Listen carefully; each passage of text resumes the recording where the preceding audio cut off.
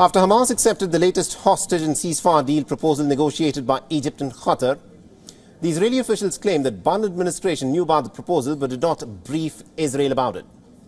The latest blame game has come amidst reports of the widening rift between Netanyahu and Joe Biden over Israel's Rafah operations.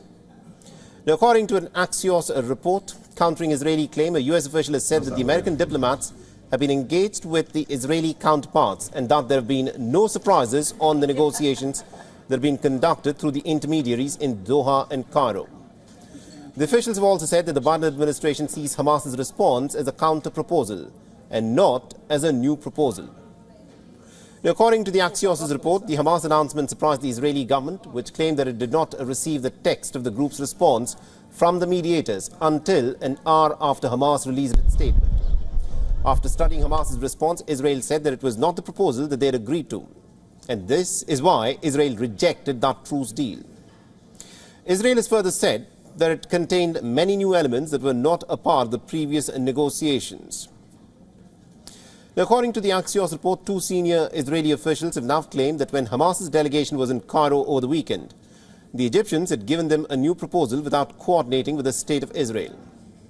According to sources, the United States invited the Israelis to Cairo over the weekend, but the Israelis chose not to send a team for this round of negotiations. According to the Axios' report, the Israeli officials claimed that the CIA director, Bill Burns, and other Biden administration officials who were involved in the negotiations knew about the new proposal, but they did not tell Israel. This is what the Israelis are now claiming, that their counterparts, the allies Americans, had not informed them about this round of negotiations.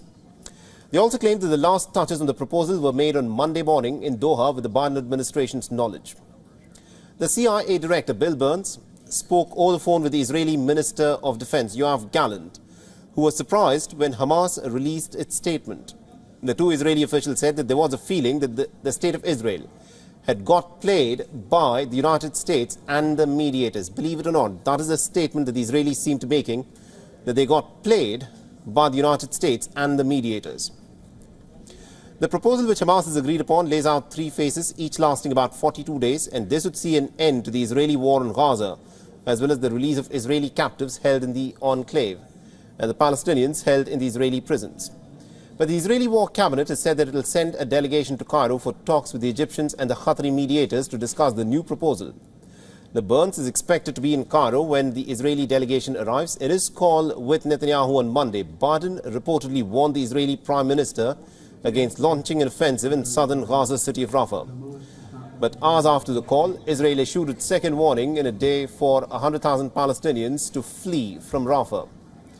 Meanwhile, the Israeli military has said that it has launched a ground and air operation in eastern Rafah and has continued to pound the southern city of Gaza when Israel had sent tanks into Rafah in the war-torn Gaza's far south and had taken control of the border crossing with Egypt. The Hamas's armed wing has said that it has fired some rockets, rudimentary rockets, by the Israeli troops on Tuesday at the key Kerem Shalom crossing between Israel and Gaza. We have to also bear in mind that Hamas is not...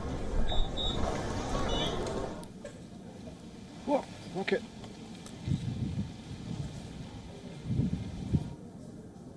All right, now to give us more perspective on this, we are being joined by Mr. Ian Bremmer, who is the president and founder of the Eurasia Group and the G0 Media. Is joining us live from New York to tell us a bit about the tensions that are ongoing in West Asia at this moment.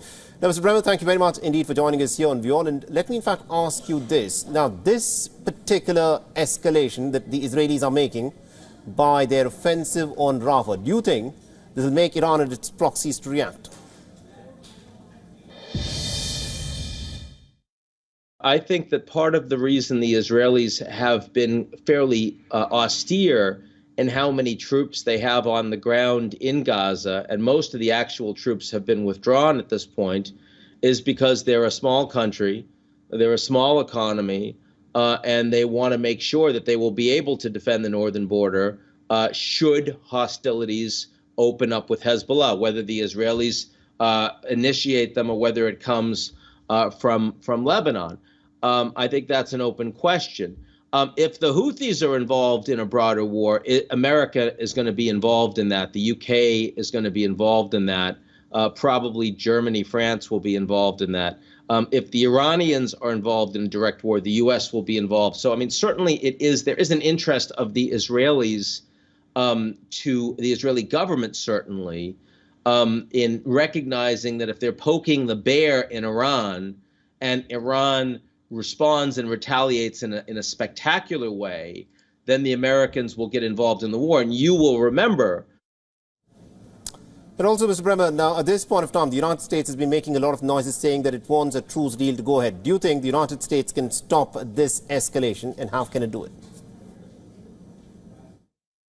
It appears that both the United States and Iran, not to mention, of course, the Gulf states, China, the Europeans, there are a lot of countries here that strongly want to ensure that this conflict does not escalate out of control across the region. Unfortunately, the two principal antagonists, Hamas and the Israelis, are not so interested. They think that there's still a lot of unfinished business here, and that makes it a lot harder to contain. And also, looking at how things are playing out at this moment, Mr. Bremer, do you think we can get to a resolution soon enough? What do you think will be the shape of the resolution for this war?